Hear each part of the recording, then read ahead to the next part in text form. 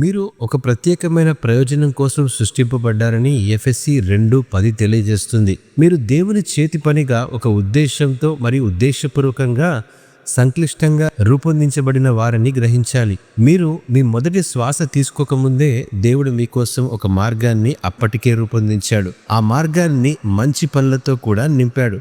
ప్రతి ఆశీర్వాదం, ప్రతిభ, నైపుణ్యత, ప్రతి అనుభవం మిమ్మల్ని ఒక ప్రత్యేకమైన ప్రయోజనం కోసం సన్నద్ధం చేయడానికి దేవుడు సంసిద్ధం చేశాడు.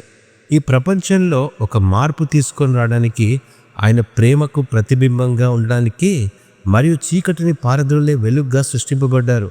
ఈరోజు ఈ సత్యాన్ని అంగీకరిస్తే మీరు దేవుని చేతి పని అని తెలుసుకోగలరు.